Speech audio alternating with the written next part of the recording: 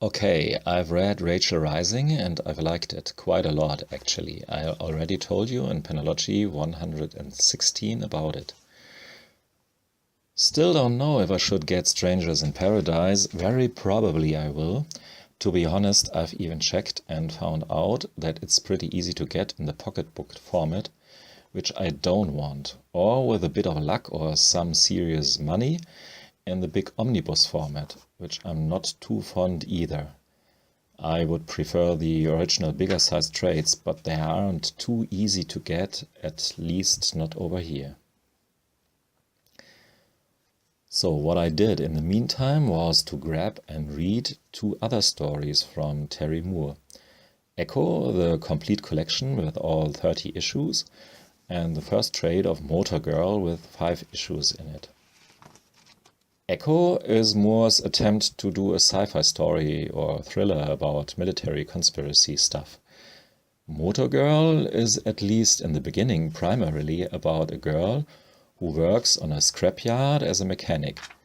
Hence the title Motor Girl. She works and talks with a huge gorilla, but we learn pretty quickly that this gorilla is obviously not meant to be real. He's her imaginary friend due to a post-traumatic stress disorder, or short PTSD. So you can say the story is a psychological drama with a good handful of comedy, of course. But most of all, Echo and Motor Girl, like Rachel Rising, is first and foremost a Terry Moore story. Like a Woody Allen movie is first of all a Woody Allen movie, regardless if Allen does a crime, romantic or adventure movie. The most obvious feature of a typical Terry Moore story is the use of female lead characters, most of them pretty and cute, but tough and multifold personalities as well. No dollsy Barbie characters in any case. But there are many other elements that seem to be typical for Moore's comics, at least the 3 that I've read. For an example, many elements of Echo reminded me of Rachel Rising. There's a good amount of gore in it, and coming back from the dead, etc., etc. And Motor Girl is set in the desert like Echo. And the big clumsy fellow in Motor Girl seems to be a cousin of that nice guy in Rachel Rising, and so on and so on. And first and foremost, Moore's way of drawing his characters and giving them life. His incredible ability of giving you a feel for the character.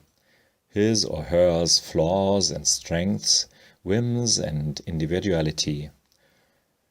Often within just a few panels. This ability is almost beyond comparison.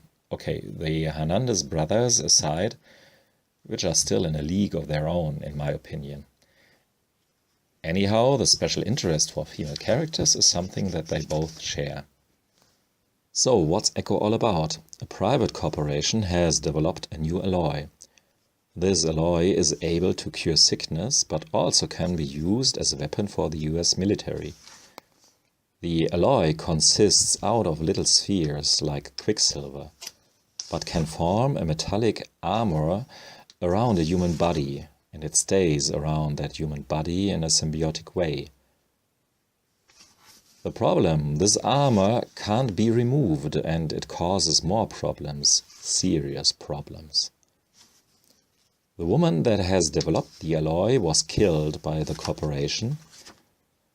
The alloy exploded above the desert, disintegrating into small spheres and falling on the body of another woman who conveniently happened to be right there in the desert, taking pictures of desert flowers and the explosion in the sky. That second woman, called Julie, is now hunted by that corporation, and by a female detective that was employed by that corporation, and by some goons, and by the police, and by an old mysterious creep called Kane. And on top of that, she and her friends have to save the world.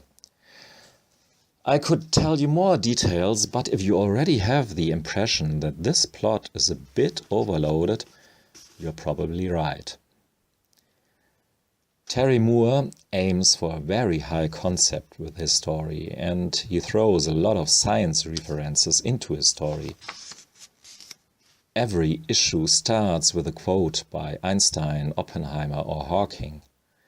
So if it wasn't Dear Terry Moore, I would call this a bit pompous. What bothers me most is that a lot of Moore's science references are obviously not well researched, just half thought out, not to say impossible esoteric garbage. He doesn't get the science in a science fiction story right. The worst are the notions about all the stuff that the alloy should be able to do. Mixing up chemistry, biology and physics in totally incomprehensible ways, and that for some unknown or aesthetic reason based on the number phi. Rudolf Steiner couldn't have done it more blunt. I wished Moore would have been a bit more modest with his premise and closer to actual scientific facts and possibilities. His tale could have had a lot more punch, at least for me. What starts as a somehow promising science fiction conspiracy story ends up like your more or less typical superhero story.